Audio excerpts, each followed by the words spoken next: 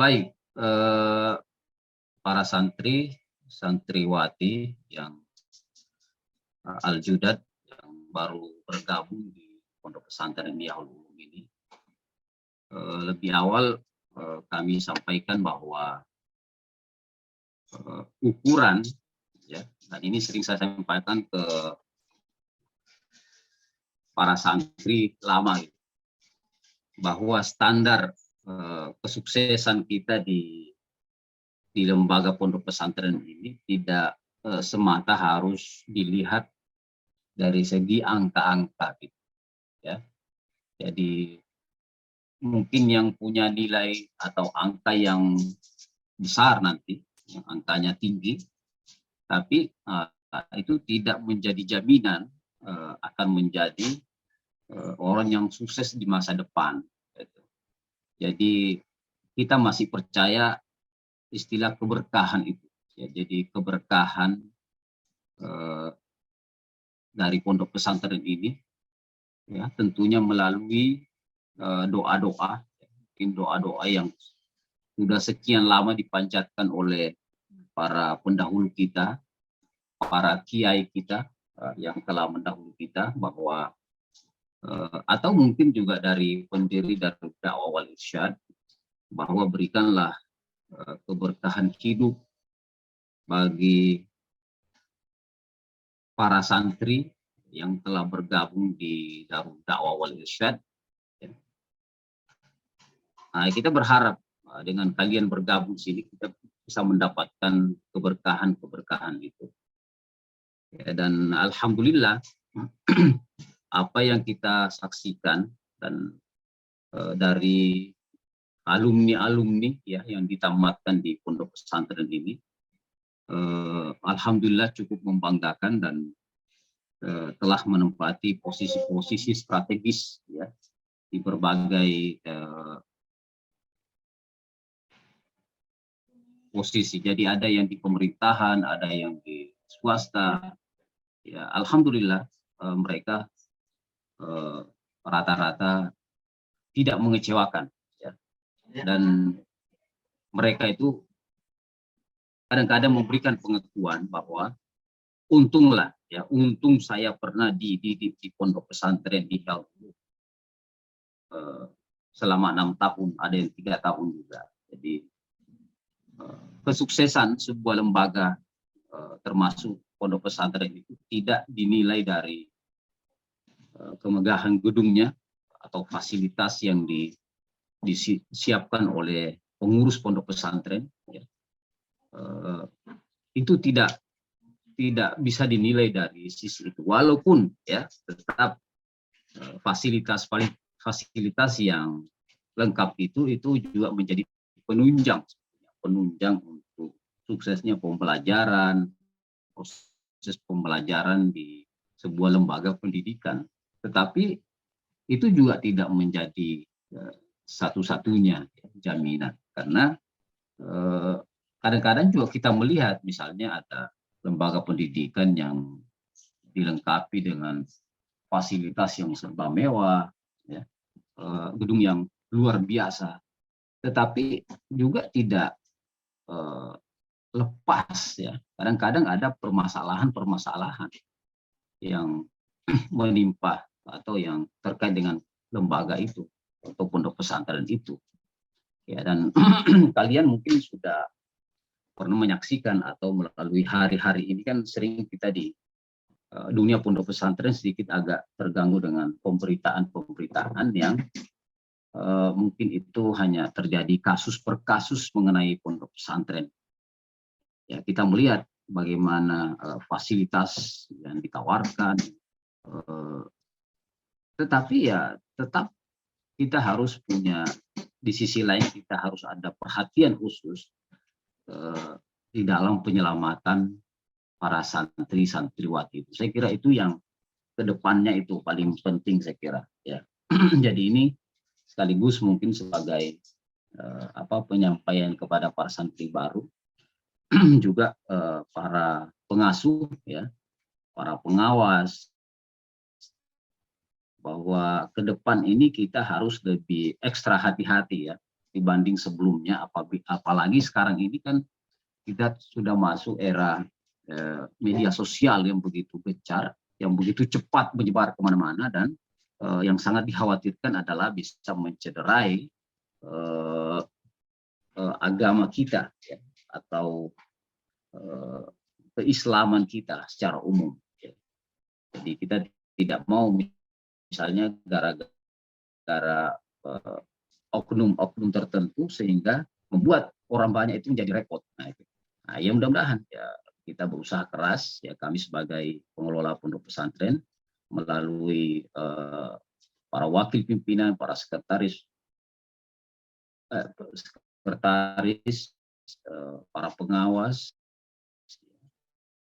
pimpinan kampus putra putri bisa memberikan hal yang maksimal bagi para santri, ya.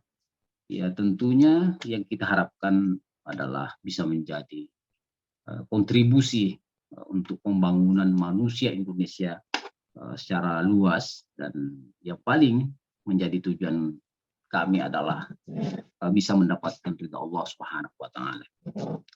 Baik, jadi ini judul luar biasa sebetulnya, dan ini menjadi proyek dari Kementerian Agama, ya, moderasi beragama.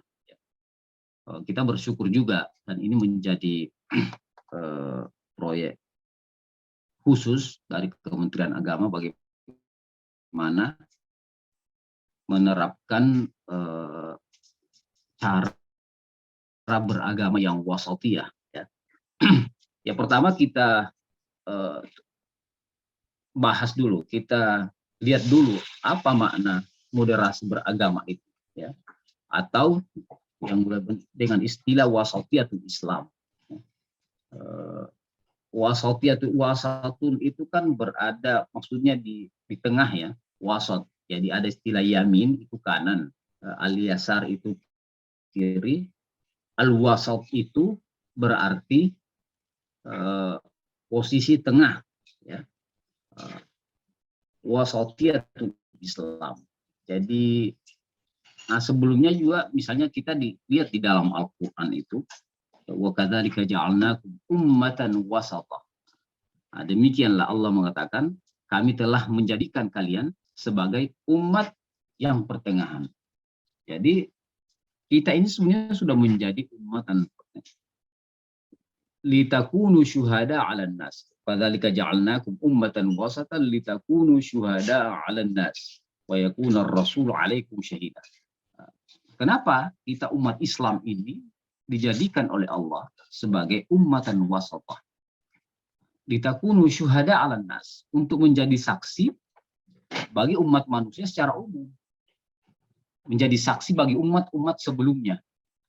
Jadi nanti di hari kiamat nanti umat Islam akan dijadikan saksi bagi umatnya Nabi Musa, umatnya Nabi Isa, umat Nabi Ibrahim. Ya. Kita umat Islam akan ditanya, apakah betul Ibrahim telah melaksanakan misinya sebagai seorang pendakwah, termasuk memberikan kesaksian kepada para umat. Jadi kan dalam ayat itu dikatakan litakunu syuhada 'alan nas. Kita akan bisa memberikan kesaksian melalui apa? Padahal kita tidak hidup di zaman Nabi Musa, kita tidak hidup di zaman Nabi Isa dan Nabi Ibrahim dan nabi-nabi sebelumnya. Tapi hal itu kita bisa memberikan kesaksian karena Al-Qur'anul Karim telah menginformasikan umat-umat terdahulu. Ya. Jadi kita mendapatkan informasi bagaimana Ashabul Kahfi, bagaimana umat Nabi Isa, dan seterusnya. Nah, dari informasi Al-Quran itulah kita akan memberikan kesaksian-kesaksian bagi umat sebelum Rasulullah Sallallahu Alaihi Wasallam. Nah, kita kembali ke tema kita mengenai wasatiyatul Islam atau moderasi beragama. Nah, ini mengapa saat ini kembali digaungkan? Walaupun saya kira sebelum ada proyek ini kita sudah menjalankan gitu, moderasi beragama. Dan itulah yang menjadi ciri keislaman di Indonesia sebetulnya. Ya, moderasi beragama. Jadi saya lebih melihat ini adalah sebagai penguatan, menguatkan kembali, meneguhkan kembali wasatiyatul Islam. Karena sebetulnya wasatiyatul Islam itu sudah dipraktekkan ya di Indonesia ini. Bahkan sebelum Indonesia itu ada, bahkan sebelum Indonesia merdeka. Ya. Jadi kita akan bisa melihat bagaimana model keberagamaan di Indonesia itu yang berbeda dengan model keberagamaan negara lain ya, atau negara Islam yang lain. Ya. Pasti sangat-sangat berbeda. Kita misalnya melihat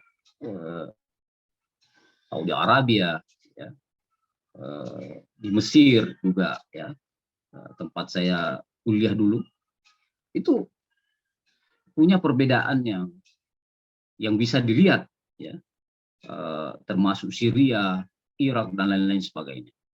Ya, jadi walaupun tidak ada perbedaan dari segi persoalan-persoalan prinsip, ya, jadi kita semua insya Allah dunia Islam itu semuanya mentauhidkan Allah, ya, mengakui Allah atau keesaan Allah Subhanahu wa Ta'ala.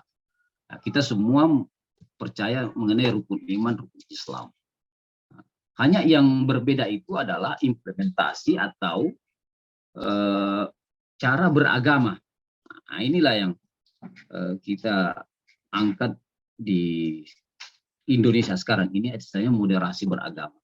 Dan ini juga yang menjadi jualan dari Al-Azhar, ya, University, Jamiatul Al-Azhar di Kairo itu, bahwa mereka begitu mengkampanyekan namanya wasatiyatul Islam, ya, moderasi beragama. Dulu saya pernah membawakan judul ini dalam peringatan Maulid di Masjid Baruga, itu Darul Ma'ruf, tahun 2019, ya, mengenai wasatiyatul Islam.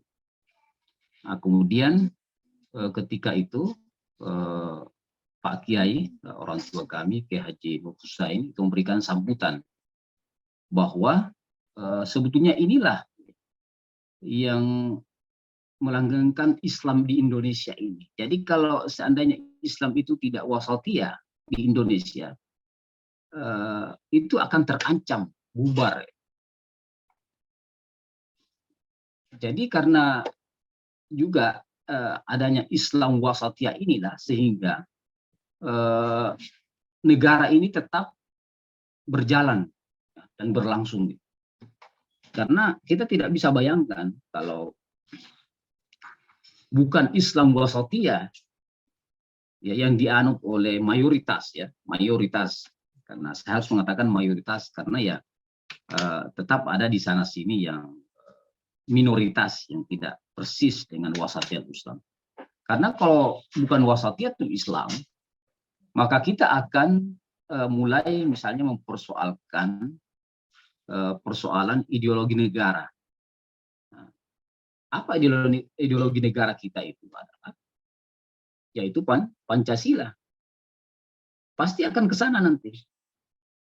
Karena kita akan digiring kepada bentuk negara. Nah, ini kita harus berpagi-pagi, kami sebagai pengurus pondok pesantren harus berpagi-pagi menyampaikan, ya, dan mewanti-wanti para santri, ya, santriwati, akan semuanya termasuk alumni, ya, bahwa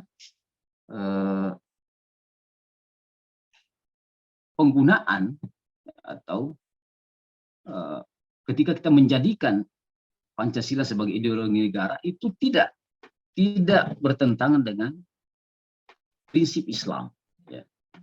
Karena sekarang ini diskusi-diskusi itu ada yang diarahkan nanti bahwa mana yang lebih baik misalnya antara Pancasila dan Al-Quran. Nah, itu kan pertanyaan yang menjebak sebetulnya. Karena orang pasti akan memilih lebih baik Al-Quran. Padahal kan tidak seperti itu. Karena ternyata Pancasila itu dirumuskan berdasarkan dengan nafas Islam dan nafas Al-Quran. Nah itu, jadi akan seperti itu nanti.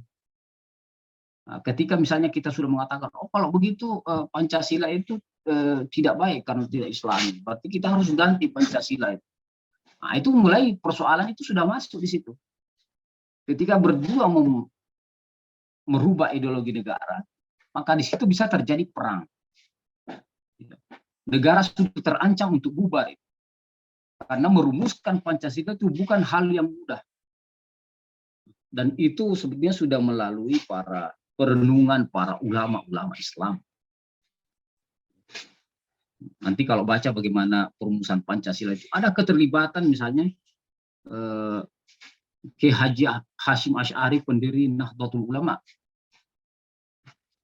Bagaimana Islam itu bagaimana Pancasila itu dirumuskan dan tetap mengakomodir semua kepentingan umat beragama. Jadi di situ ada Islam, ya, di situ ada Hindu, Buddha, Kristen, ya, Katolik, Protestan, itu semua terakomodir melalui Pancasila. Dan kita tidak bisa memaksakan sebuah negara yang diperjuangkan oleh berbagai kalangan, termasuk berbagai umat beragama. Jadi berdirinya atau tegaknya negara Republik Indonesia ini itu bukan hanya jasa umat Islam di situ. Nah, di sini kita masuk nanti ada di sini saya lihat ukhuwah wataniyah.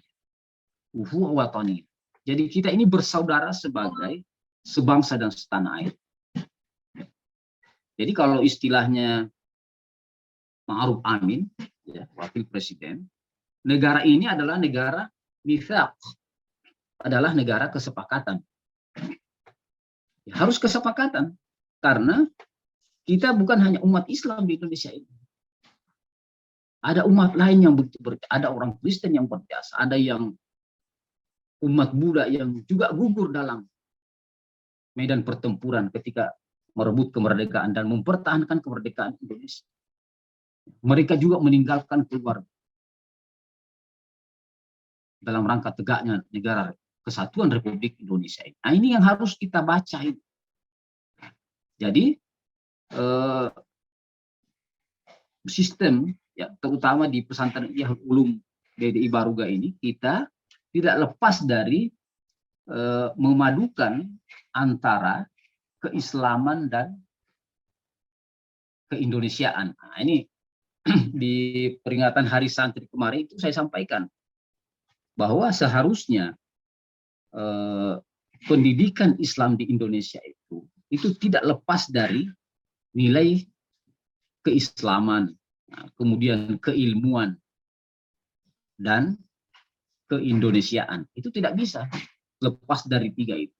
Jadi kita pelajari Islam juga, ya, sebagai bagian dari kepatuhan kita terhadap agama, atau supaya kita bisa menjalankan Islam itu secara benar. Kita juga tidak bisa lepas dari masalah keilmuan. Ini kan ilmu ini kan berkembang terus, ya. Teknologi itu kita tidak bisa anti teknologi, ya, tetapi yang bisa kita lakukan adalah mengatur. Ya. Ketika kalian itu dibatasi untuk menggunakan handphone atau HP, ya, itu bukan berarti pesantren itu anti teknologi, tidak seperti itu. Tapi ada pengaturan-pengaturan yang diberikan oleh pihak pondok pesantren untuk kemaslahatan kalian. Karena saat ini kan kalian ini lagi harus fokus terhadap pengkajian atau proses belajar di pondok pesantren. Dan ya nanti ada waktu-waktu tertentu tetap nanti diberikan kesempatan menggunakan HP. Nah itu semua saya kira pondok pesantren mengatur seperti itu. Ya, jadi kita harus kuasai teknologi. Jadi keislaman, keilmuan, kemudian keindonesiaan tadi. Keindonesiaan itu kita harus punya wawasan keindonesiaan. Ya, bahwa Indonesia ini terlalu mahal. Karena Indonesia ini tidak seperti negara tetangga Malaysia misalnya. Ya. Berdirinya negara Malaysia itu kan hanya hadiah saja. hadiah dari pemerintah Inggris, ya, kerajaan Inggris yang menghadiahkan, ya silakan dirikan negara Malaysia. Maka berdirilah negara Malaysia. Tetapi negara Republik Indonesia, kita harus bangga bahwa negara ini tidak didirikan semudah Malaysia.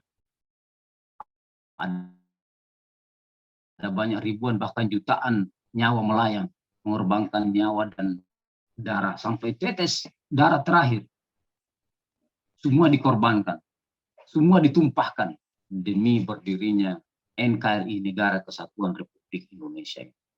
Itulah bentuk perjuangan, bentuk pengabdian, ya, yang diberikan oleh para orang tua kita. Terus kita ini saat ini, apa tugas kita? Indonesia ini sudah merdeka. Ya. Tugas kita sekarang ini adalah, ya, selain saat ini kita lagi menikmati kemerdekaan itu, adalah kita harus mengisi kemerdekaan itu. Mengisinya dengan apa? Dengan memperkaya diri kita dengan berbagai ilmu pengetahuan keislaman, keagamaan, ya, teknologi. Ya, kita mengisi pembangunan di Indonesia ini. Indonesia yang diperjuangkan, yang mengorbankan jutaan nyawa para pejuang kita. Kita jangan sia-siakan. Nah, maka juga termasuk melalui moderasi beragama ini. Karena kalau kita tidak moderasi beragama, kalau kita tidak wasatiyah di dalam Islam, negara ini menjadi terancam. Ya. Negara ini bisa bubar ini. Karena seperti saya sampaikan tadi, kita akan digiring pada diskusi apakah sudah saatnya kita mengganti Pancasila atau tidak. Padahal kita kan tidak bisa, karena kita sudah ada kesepakatan. Kita sudah ada kesepakatan bahwa ideologi negara kita adalah negara Pancasila. Dan Pancasila itu ternyata tidak menghalangi umat Islam untuk melaksanakan ibadah puasa, tidak menghalangi umat Islam untuk mendirikan sholat, tidak menghalangi umat Islam untuk berzakat, berhaji. Bahkan negara Indonesia ini mengatur pelaksanaan ibadah-ibadah itu. Jadi negara kita tidak bisa disebut sebagai negara sekuler juga, walaupun bukan negara Islam. Ya. Nah ini perlu saya sampaikan lebih awal. Jangan sampai ada yang mengatakan bahwa negara kita adalah negara sekuler karena tidak berdasarkan Al-Quran dan hadis. Nah itu harus hati-hati. Maka bisa dibantah bahwa tidak bisa, negara Indonesia itu bukan negara sekuler karena ternyata Indonesia terlibat di dalam misalnya menghasilkan undang-undang zakat, misalnya ada undang-undang haji. Jadi ada keterlibatan negara di dalam mengatur keberagamaan di Indonesia, bahkan aturan beragama di Indonesia. Jadi kalau negara sekuler itu ya sudah, agama dan negara itu lepas, tidak ada hubungan. Negara-negara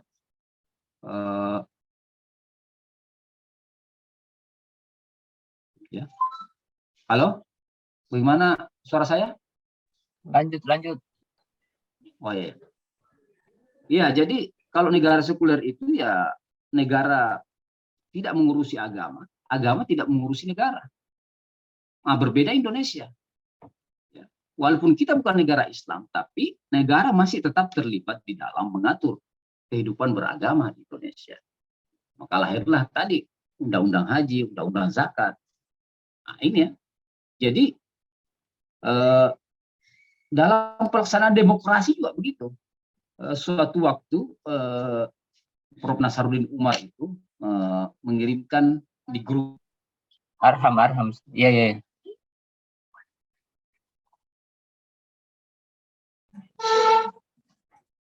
Bagaimana? Oh iya, baik. Iya, ya saya kira begitu tadi ya. Jadi kita harus bangga sebagai bangsa Indonesia ini punya konsep negara yang luar biasa. Nah, tadi saya ingin menceritakan bahwa suatu waktu Pak Prof. Nasaruddin Umar itu mengirimkan tulisan di grup kami di dosen Usuluddin UIN Syarif Hidayatullah Jakarta Waktu itu dia lagi berada dalam satu pertemuan di salah satu negara Amerika Latin.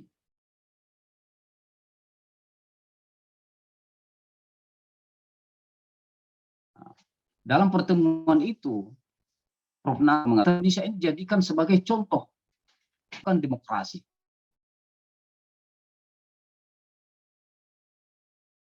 Kita tidak punya contoh yang baik di dalam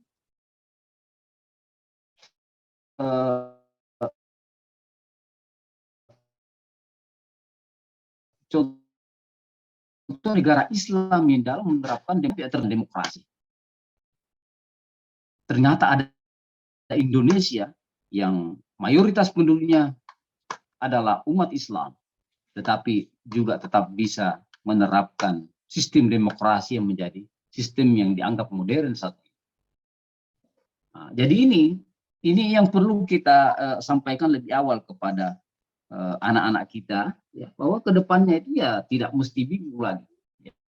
Ya, silakan kita mau diskusi, silakan mengenai sistem negara, tetapi inilah namanya daulatun mitsaq, bahwa ini adalah negara kesepakatan. Kita sudah ada kesepakatan bahwa ideologi negara kita adalah negara Pancasila. Dan kita sudah menggunakan sistem demokrasi. Ya, walaupun ya mungkin nanti ada diskusi mengenai plus minusnya sistem itu. Dan ternyata dengan sistem yang sudah berjalan itu tetap bisa menyatukan, ya, umat Islam dari berbagai etnis. Kita ini luar biasa. Bahasa saja sudah berapa. Kita hidup di berbagai pulau-pulau. Pulau di Indonesia itu kan kalau tidak salah sekitar 13.000 pulau. Yang baru didiami itu baru sekian. Kita punya tradisi yang berbeda-beda, adat istiadat yang berbeda-beda. Tetapi kenapa Indonesia ini tetap berjalan? Nah inilah, ya, ingin belajar bagaimana mengelola kebinekaan. Maka para pakar kita itu sering diundang, misalnya ke Rusia. Mereka belajar bagaimana mengelola kebinekaan, ya, perbedaan di Indonesia itu. Beda bahasa, beda adat istiadat, tinggal di berbagai dalam posisi yang berjauhan, tapi Indonesia ini masih tetap berada. Berbeda dengan Uni Soviet, ya, yang saya kira mereka itu kumpulan orang-orang pintar semua. Tapi kenapa Uni Soviet itu tidak utuh lagi, bahkan bubar, kan? Negara itu menjadi bubar karena tidak bisa mengelola perbedaan kebinekaan secara baik. Nah, kalau Indonesia itu sudah teruji, di Syria juga seperti itu. Sampai saat ini kita tidak tahu bagaimana nasib perjalanan negara itu. Rezim Bashar Assad itu senantiasa membantai rakyatnya, padahal di situ juga banyak ulama-ulama Islam yang sangat mumpuni, tapi ternyata juga tidak bisa menjaminan berlangsungnya proses negara itu dengan baik. Karena kenapa? Nah, itu tadi yang saya sampaikan di awal. Hubungan negara dan agama itu belum selesai. Mereka masih diskusi sampai saat ini. Bagaimana persinggungan antara negara dan agama? Indonesia sudah selesai masalah itu, bahkan sebelum kemerdekaan. Makanya kita tidak ada masalah. Nah, inilah yang kita ingin pertahankan itu melalui wasatiyatul Islam, ya, moderasi beragama. Karena apa? Pihak-pihak di luar itu begitu iri melihat Indonesia. Kenapa? Indonesia ini harus diguncang kalau orang-orang pihak luar, ya. Kenapa? Karena kalau Indonesia ini stabil, nanti tidak ada pembeli, ya, dari produk kita. Jadi kan motifnya ekonomi sebetulnya. Nah itu. Jadi ada pihak-pihak luar yang ingin mungkin melalui perjuangan khilafah, ya. Tetapi sebenarnya itu motifnya ekonomi. Ingin mengguncang Indonesia ini sehingga Indonesia ini tidak stabil, nanti Indonesia tidak punya waktu memikirkan negaranya sendiri, kemudian nanti akan terus menjadi negara pembeli. Ya. Nah, sekarang ini kita kita sudah mengalami namanya krisis. Nah, kalau negara kita mungkin juga ada Islamnya, banyak Islamnya. Sri Lanka misalnya kan sekarang lagi diuji juga ya. Jadi negara itu sekarang dalam keadaan bangkrut. Nah, dan itu ada 60 negara yang diperkirakan terimbas nanti dari krisis moneter yang menimpa Sri Lanka itu sekarang. Tapi alhamdulillah dalam pandangan para pakar, Indonesia tidak termasuk dari 60 negara. Hanya inilah sebetulnya. Jadi kuncinya di sini, punya wasatiyah Islam. Jadi kita harus, ya sudahlah, kita pertahankan apa yang telah diajarkan oleh pendahulu-pendahulu kita selama ini, ya, bahwa persaudaraan itu bukan hanya persaudaraan sesama Islam, ya, bukan hanya ukhuwah Islamiyah saja, ya, tapi ada namanya ukhuwah wataniyah tadi. Nah, kita ada persaudaraan sesama anak bangsa. Dan yang lebih luas lagi, ukhuwah insaniyah atau ukhuwah basyariyah, persaudaraan sesama manusia. Ya selama dia makhluk hidup sebetulnya, bukan hanya manusia, ya. Jadi persaudaraan sesama makhluk Tuhan, kalau mau lebih luas lagi. Ya apalagi kalau sesama manusia, selama dia sebagai umat manusia, apapun agamanya, dari aliran manapun dia, maka dia adalah tetap saudara saya, dan saya harus memberikan hak-hak terhadap kenyamanan saudara saya. Nah, itulah prinsip-prinsip yang kita sebetulnya usung di Darud Da'wah wal Irsyad, di Nahdlatul Ulama, ya, termasuk di pondok pesantren kita. Itu yang selalu kita kedepankan itu. Bahwa kita harus menghargai kemanusiaan, ya. Apalagi kalau dia adalah manusia kebetulan sebangsa dengan kita dan seagama dengan kita, ya. Itu harus lebih lagi dari itu. Nah, jadi jangan sampai ada kita bertemu dengan kampanye-kampanye misalnya anti agama lain, itu jangan seperti itu. Anti bangsa lain itu juga jangan dilakukan, karena mereka semua adalah saudara kita, ya, seagama, sebangsa, dan sekemanusiaan. Bahkan yang lebih luas saya sampaikan tadi, seluruh makhluk Tuhan itu adalah saudara kita. Maka kita tidak boleh menyakiti hewan. Ketika hewan pisau yang paling tajam,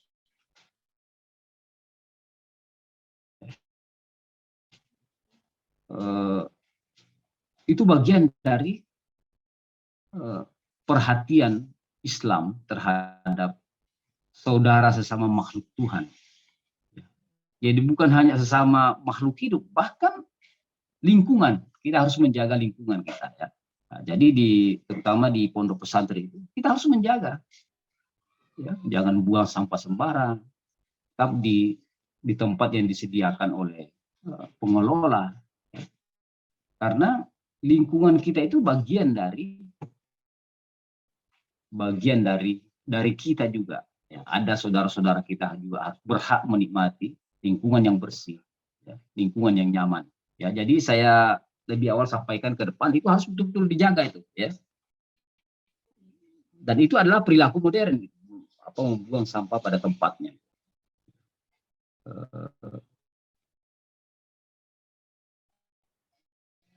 Ya, mungkin itu saja mungkin yang bisa saya sampaikan dalam kesempatan ini. Sekarang sebenarnya kalau tidak salah itu sampai jam 9.30 ya, tidak salah. Kalau di sini sudah baru hampir jam 9 di sini, waktu Indonesia Barat. Ya, posisi saya masih di Tangerang Selatan. Iya, jadi saya kira itu yang mudah-mudahan sedikit bisa memberikan pencerahan, bisa memberikan wawasan, ya, wawasan keislaman, wawasan kebangsaan dan wawasan keilmuan, ya. Juga sebagai gambaran awal bergabung di pondok pesantren bahwa itulah gambar ilmu yang tidak ekstrim saya kira, ya, tetapi ilmu Islam yang ramah, ya, dan tidak marah-marah, gitu, ya. Saya kira demikian. Semoga bermanfaat adanya. Saya mendoakan kalian semuanya, ya, para santri Subhanahu wa ta'ala, dan mendapatkan kesuksesan, bisa selesai dengan baik di pondok pesantren, dan kedepannya bisa menjadi generasi yang sukses, bisa berkontribusi bagi pembangunan bangsa kita dan agama kita. Saya kira demikian. Saya kembalikan kepada moderator. Demikian. Assalamualaikum warahmatullahi wabarakatuh.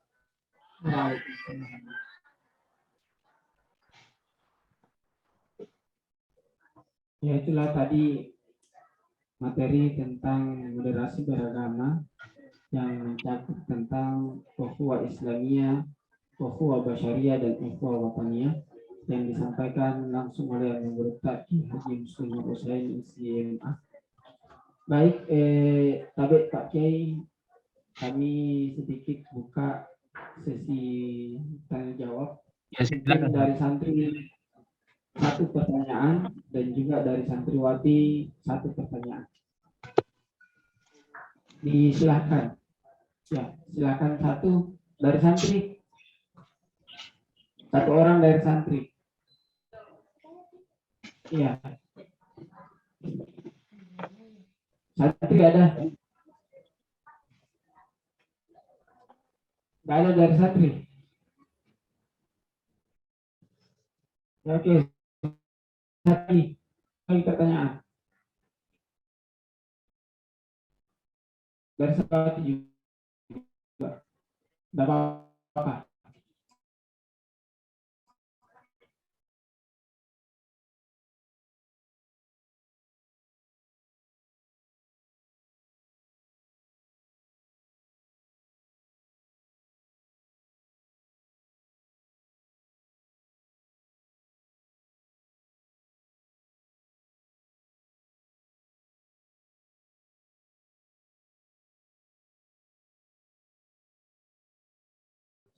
Assalamualaikum warahmatullahi wabarakatuh.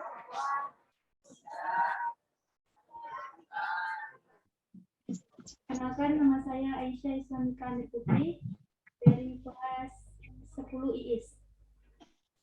Saya mau bertanya bagaimana model keberagaman dalam Islam. Coba diulangi, kurang jelas tadi. Bagaimana model keberagaman dalam Islam? Oke.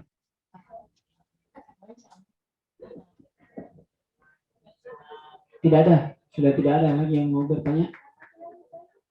1 lagi.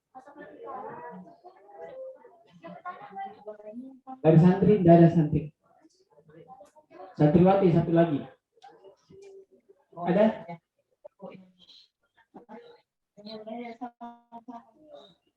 Ya, baik, kalau tidak ada kita langsung saja Pak Kiai.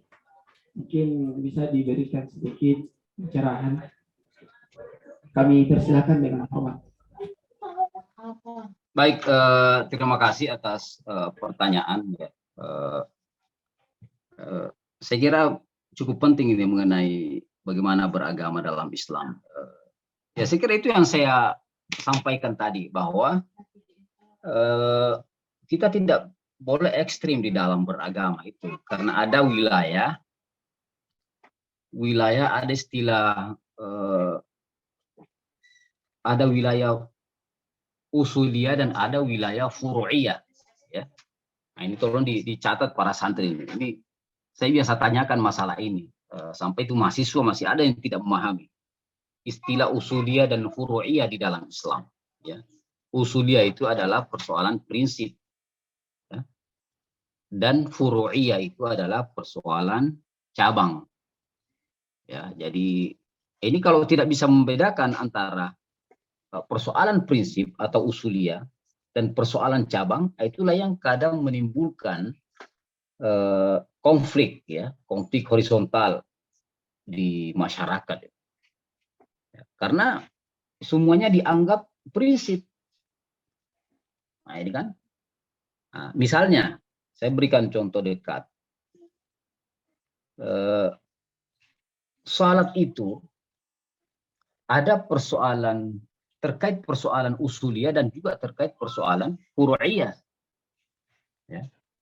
Jadi salatnya sendiri, ya. Jadi kewajiban salat itu adalah sesuatu yang sangat prinsip.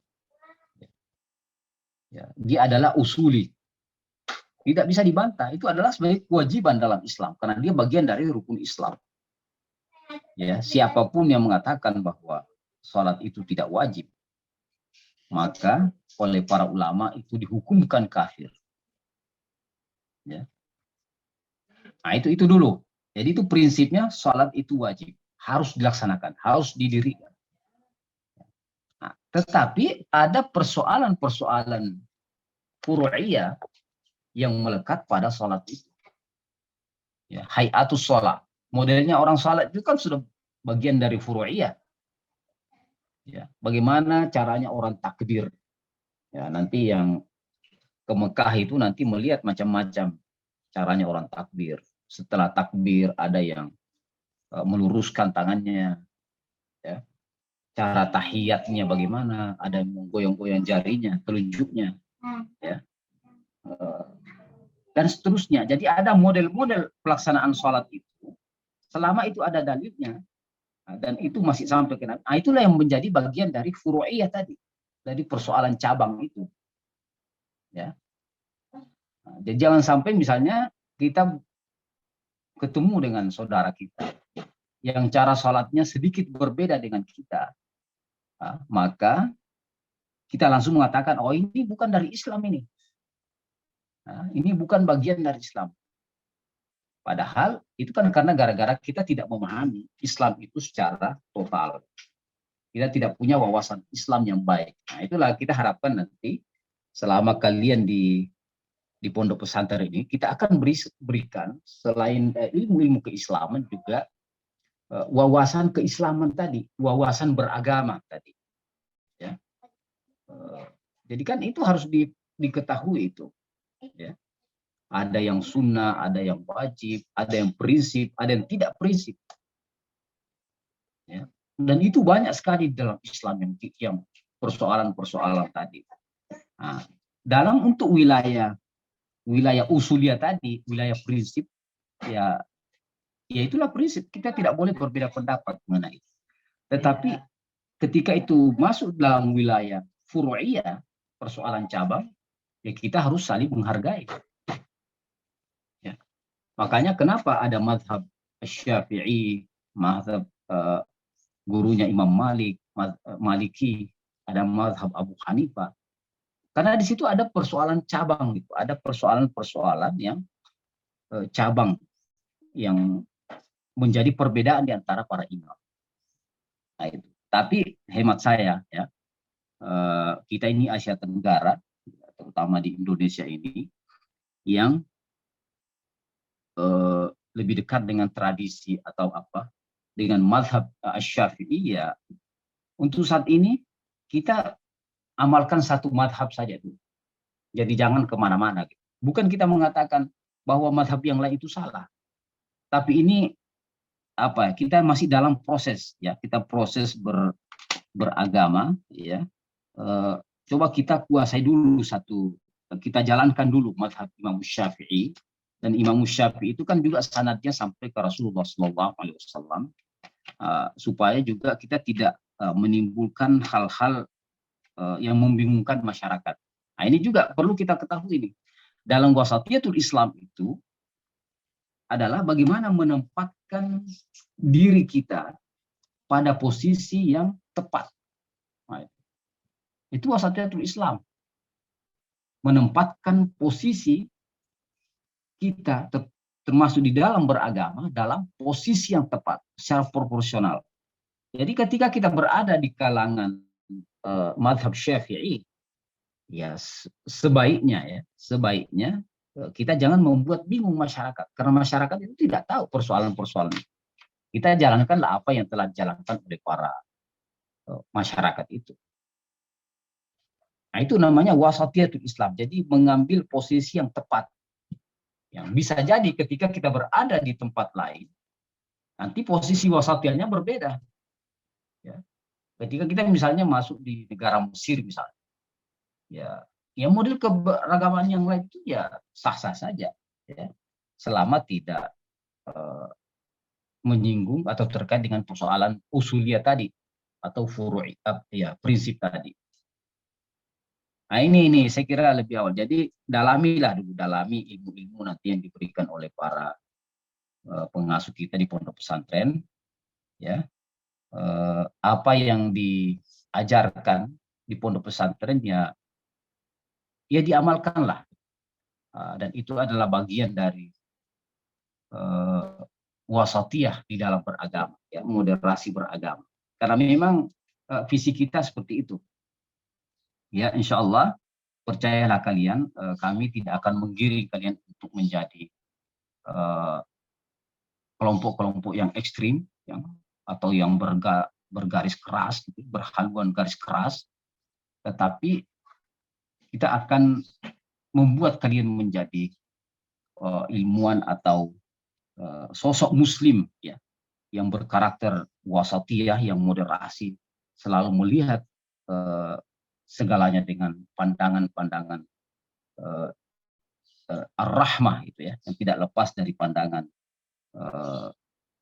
kasih sayang terhadap segalanya, sesama manusia, kepada sesama makhluk hidup, ya, bahkan kepada alam ini.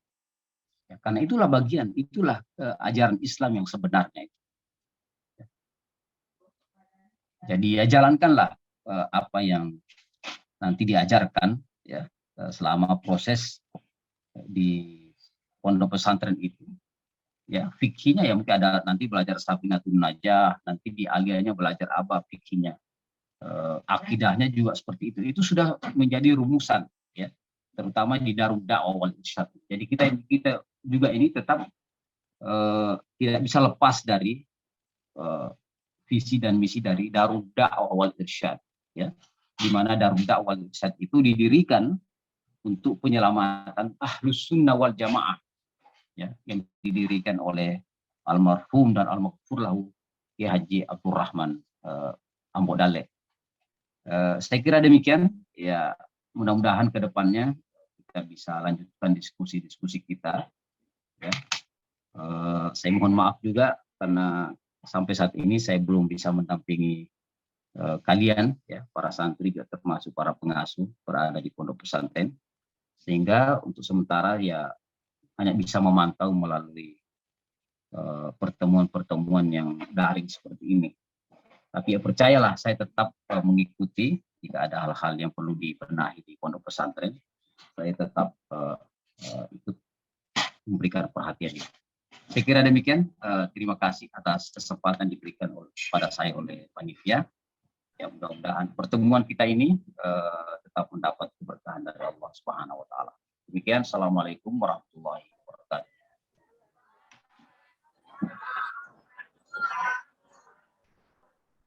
Baik, Pak Kiai, mungkin kami mohon didoakan. Mungkin semoga kami senantiasa mendapatkan berkah di pondok ini, dan juga bagi santri dan santriwati baru tetap betah selama di pondok ini. Mohon doanya dipimpin oleh Guru Pak Kiai Haji Muslim Husain. Amin.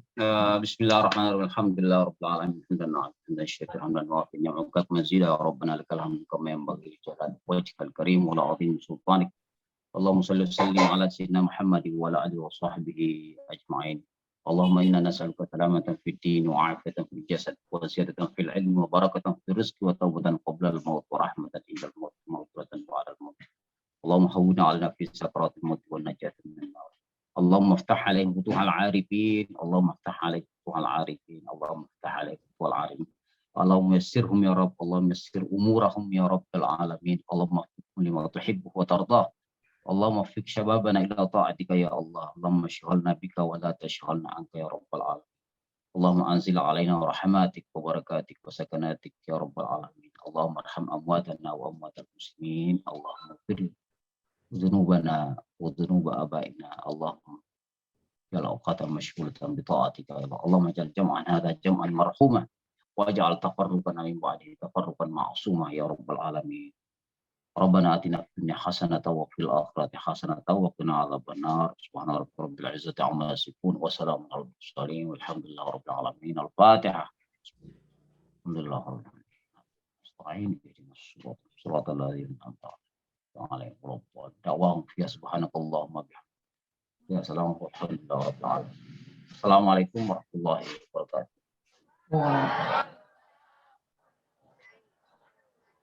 Baik santri dan santriwati yang insyaallah dirahmati oleh Allah Subhanahu wa taala. Demikianlah materi kita pada pagi hari ini tentang moderasi beragama yang dibawakan langsung oleh Anggota Kiai Haji Muslim Husain SIMA. Semoga apa yang beliau sampaikan, apa yang Anggota sampaikan dapat kita pahami dan juga dapat kita amalkan, baik itu selama kita berada di pondok maupun setelah nanti kita keluar dari pondok pesantren. Kami dari panitia masa ta'aruf santri madrasah mengucapkan banyak-banyak terima kasih kepada Anggota karena menyempatkan waktu untuk memberikan materi pada pagi hari ini. Dan kami juga berdoa semoga Anggota senantiasa dipanjangkan umurnya oleh Allah Subhanahu wa taala dan dapat berkumpul kembali di pondok pesantren insyaallah menjadi ibadah. Mungkin untuk pagi hari ini cukup sekian dari kami. Wabillahi taufiq wa sa'adati wal irsyad. Assalamualaikum warahmatullahi wabarakatuh.